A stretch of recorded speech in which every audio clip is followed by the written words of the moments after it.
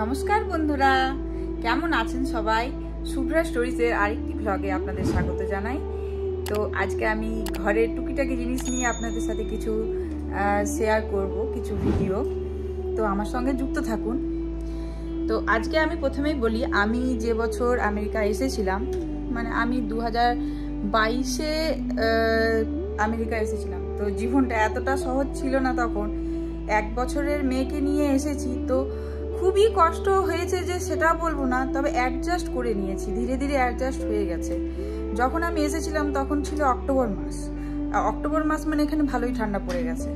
তো সেই টাইমটা আমি এসেছি, আর মেয়ে 1 বছর সবে গ্রামের পরিবেশ থেকে সুদূর আমেরিকায় নিয়ে চলে এসেছি তাকে। তো আমি দেখলাম আমার থেকে বেশি মেয়ে খুব তাড়াতাড়ি সেই ব্যাপারটাকে বলুন বা এনভায়রনমেন্টকে বলুন অ্যাডজাস্ট করে নিতে পেরেছে। দাদু ঠাকুমা এদেরকে মিস করা বলুন, সবই ওর ছোটবেলা তো হলেও ওর তো মনে হয় যে হ্যাঁ ওর ঠাম্মা নেই, ওর দাদু নেই এখানে, তবুও ওর বাবাকে পেয়ে খুব খুশি। তো আমার প্রথম যে ভরসা এখানে প্রতাপই ছিল, কারণ কি প্রতাপের উপরই আমি অনেকটা নির্ভর হয়ে পড়েছি এখানে আসার পর। তো এখানে এসে ও আমার হেল্প না করলে আমি এখানে অ্যাডজাস্ট করতে পারতাম না। প্রথম কদিন ও আমার খুবই হেল্প করেছে। আজ আপনাদের আমি একটা জলের একটা যে ব্যবস্থা সেটা দেখাচ্ছি। এটা আমার এখানে এসে আমি দেখতে পেয়েছি, যেটা আমার খুবই ভালো লেগেছে। মানে এই ধরুন, এই যে কলটা, এই একটা কলেই কিন্তু আমার হট ওয়াটার বলুন, কোল্ড ওয়াটার বলুন বা ওয়ার্ম বলুন বা নর্মাল যে জলের টেম্পারেচার সেটা বলুন, একটাতেই সম্ভব। মানে এর জন্য আমাকে রান্নাঘরে আলাদা করে যে গিজার লাগিয়ে একবার আলাদা একটা হটের ট্যাপ বা হট ওয়াটারের একটা কোল্ড ওয়াটারের ট্যাপ, তারপর আপনি সেটাকে টেম্পারেচার ঠিক করে যেটা করবেন সেই ব্যাপারটা নেই। মানে এই যে এইটাকে যদি আমি একদম অলমোস্ট লেফট মোস্ট ঘুরিয়ে দিই, এটা এই যে জলটা পড়বে এটা প্রচন্ড গরম জল পড়বে আর কি। এইটাকে যত আমি এই দিকে আনতে শুরু করব, এটা ততটাই আর কি কোল্ডের দিকে যাবে। মানে এটাকে যদি একদম আমি রাইট মোস্ট ঘুরিয়ে দিই, এটা একদম কনকনে ঠান্ডা জল পড়বে, একদমই কনকনে ঠান্ডা জল। এটা যেমন সামারের সময় আপনার যদি মনে হয় গরম জলে বা এমনি নর্মাল টেম্পারেচার ভালো লাগছে না, একটু আপনি ঠান্ডা জল হাতে নিয়ে রিল্যাক্স ফিল করতে পারেন। আবার এইটাই যদি আমি মাঝে দিই, এটা একদম নর্মাল টেম্পারেচার হবে। আবার এইটা যদি হালকা একটু লেফটের দিকে দিই, তাহলে সেটা ওয়ার্ম। আবার এই মাঝখানের থেকে যদি আমি এটা একটু একদম রাইট না, তবে রাইটের থেকে একটু এই লেফটের দিকে যদি মোটামুটি এই মাঝে দিই, তাহলে সেরকম বুঝুন না খুব ঠান্ডা না নর্মাল, তবে হালকা একটা ঠান্ডা ভাবের মতো জল পড়বে।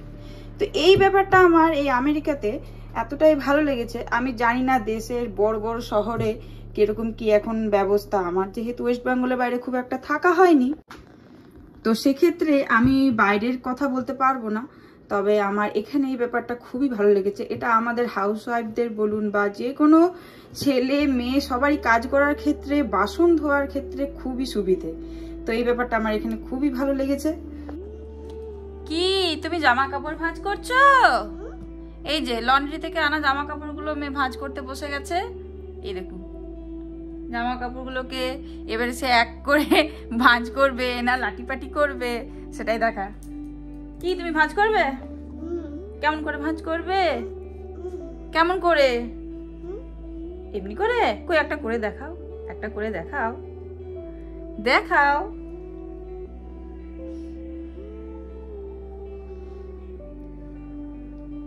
দেখুন ভাঁজ করেছে, নিজের মতো করে তো চেষ্টা করেছে বলুন, এটাই বা কম কিসে?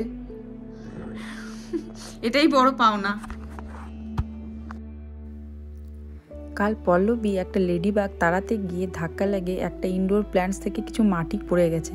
তো আমি এটা ওকে একদমই তুলতে বলিনি, ও আমাকে আর প্রতাপকে এরকমভাবে গোটাতে দেখেছে, তো সেই দেখে ও আজ নিজেই ট্রাই করছে।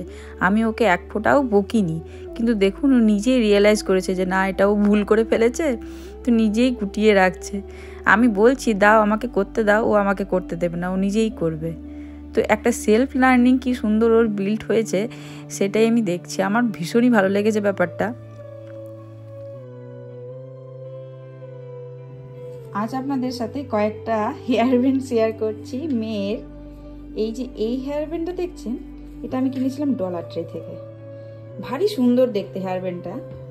দেখুন এটা কিন্তু মাত্র $1.5 নিয়েছে, মানে 100 টাকা।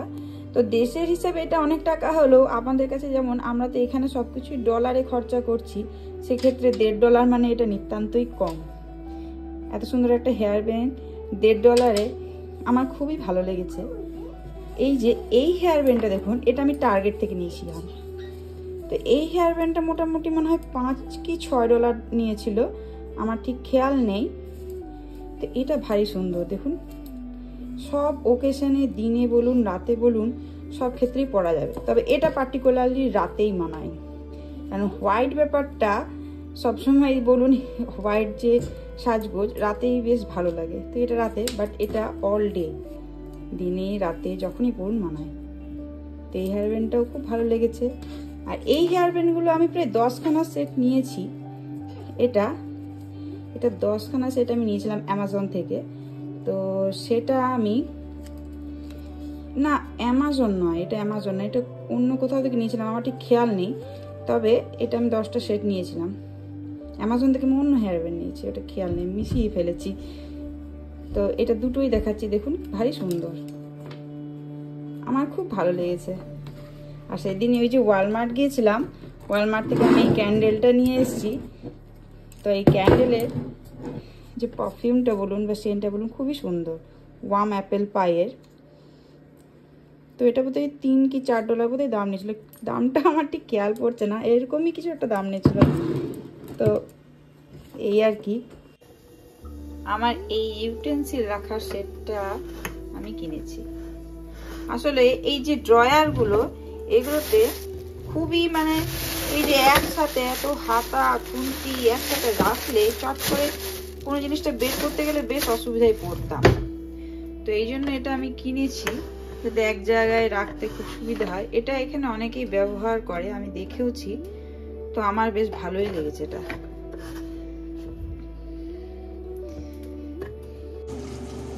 তো আমার ফিশ ফ্রাই মোটামুটি কমপ্লিট, আর 1 পিট ফ্রাই হলেই হয়ে যাবে। তো আমি মেয়ের জন্য কিছু সুইট পটেটো আর ক্যারট মানে স্টিমে ভেপার করব। তো ভেবেছিলাম ফ্রাই করব, তো আদার ইচ্ছে করলো না। তবে স্টিমে ভেপার করা খুব বেশি ভালো, লাস্টে একটু সিজনিং ছড়িয়ে দিলেই খেতে কিন্তু খুব ভালো লাগে, এবং সেটা খুব হেলদি। কারণ কি অয়েল জিনিসটা তো বাচ্চাদের পক্ষে খুব একটা ভালো নয়। তবে মানে স্টিমে যদি আপনি ভেপারে সেই জিনিসটাকে সেদ্ধ করতে পারেন, সেটা হচ্ছে খুব ভালো আর কি। তো দেখায়, চলুন। এই নিকেল মাছগুলোকে একটু ডিপ করে ফ্রাই করে নেবো, খুব ডিপ না হলেও হালকা একটু ডিপ করে ফ্রাই করে নেবো। সাথেই মুসুর ডাল, সাথে কিছু কড়াইশুঁটি দিয়েছি আর ধনেপাতা ছড়িয়ে দিয়েছি। আর মেয়ের জন্য ভাবছি এই সুইট পটেটোটা একটু কেটে ফ্রাই করবো, সুইট পটেটো সাথে কিছু ক্যারটস।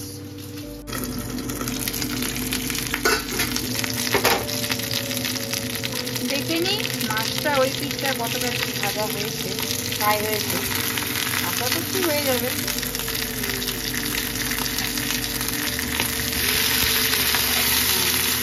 এই মাছটা যদি খেয়ে একটু চ্যাপটা মতো, ওই জন্য মাছখানটা সাদা সাদা হয়ে গেছে।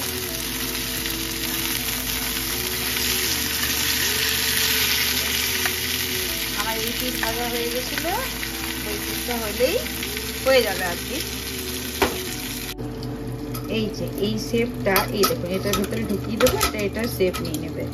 মানে আমি এটা যে কোনো পটে দিই বা রাখি সেইটারই শেপ নিয়ে নেবে। এটাকে ছোট বড় সব রকম করা যায়। এই দেখুন এটাকে আমি এরকম ভাবে রেখে দেবো, জাস্ট এটার ভেতরে আমি আমার কেটে রাখা ক্যারট আর সুইট পটেটো দিয়ে দেবো, ব্যাস। এটার আর এই সাইড থেকে আমি জল দিয়ে দেবো।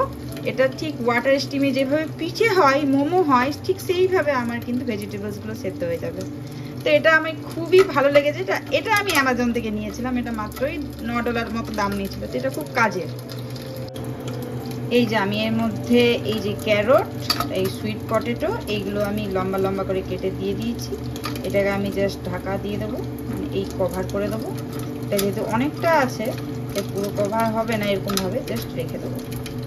এই দিক থেকে আমি এই যে ওয়াটার দিয়ে দিচ্ছি, মোটামুটি একটা হাইট 1 ইঞ্চ মতো ওয়াটার দেওয়া যায়, ব্যাস। এটাকে আমি কভার করে দেবো। এই যে এটাকে কভার করে দেবো, ব্যাস ওভেনটাকে আমি মিডিয়াম ফ্লেমে রেখে এটাকে বয়েল হতে দিয়ে দেবো। আমার 5 থেকে 7 মিনিট লাগবে এটা স্টিম হতে, তো এটা আমার খুব কাজের জিনিস। এই যে ফিশগুলো মোটামুটি আমার দু সাইডই ভালো করে ফ্রাই হয়েছে। এই ফিশটা এখনো আছে কিছুটা, তো আমি মাছ ভাজার ক্ষেত্রে এই ফ্রাইং প্যানটা ইউজ করি। এটা কালো হয়ে গেছে ঠিকই, কিন্তু মাছ ভাজার ক্ষেত্রে এটা অসাধারণ। কিছু কিছু বাসন থাকে আপনার যতই পুরনো হয়ে যাক, কিন্তু সেটা চেঞ্জ করতে আপনি কখনোই ইচ্ছেও করে না, পারবেন না। দেখবেন এটা আমার এমন নয় যে ফ্রাইং প্যান নেই বা আছে, অনেকগুলো ফ্রাইং প্যান কেনা হয়েছে, তবে এই ফ্রাইং প্যানটা আমার খুবই পছন্দের, মাছ ভাজার ক্ষেত্রে খুব ভালো লাগে। এটা প্রতাপ দেশ থেকে এনেছিল, তো সেটা আমার এখনো চলছে। 2 বছর তো হয়েই গেছে, কত রান্না করেছি এটার মধ্যে। তো মাছটা আর একটু ফ্রাই হয়ে যাক, এই দুটো তো হয়েই গেছে। তো দেখাই আমার কিরকম হয়ে গেছে। আমি ওভেন অফ করে দিয়েছি, তো এটা আমার বেশ ভালো করেই কুক হয়ে গেছে, একদমই কুক, খুবই ডেলিশিয়াস। এর মধ্যে আমি শুধু একটু ভেজে রাখা আমার জিরে গুঁড়োটা ছড়িয়ে দেবো, তাহলে এটা খেতে দুর্দান্ত লাগবে। এই যে জাস্ট আমি এইখানেই ছড়িয়ে দিলাম, এইটা ছড়িয়ে দিলেই ব্যাস। হালকা একটু রক সল্ট দেবো, আর এই ভাজা জিরে গুঁড়ো। আমি চিলি ফ্লেক্স দিচ্ছি না, কারণ কি মেয়ে খেতে পারবে না, ঝাল লাগবে।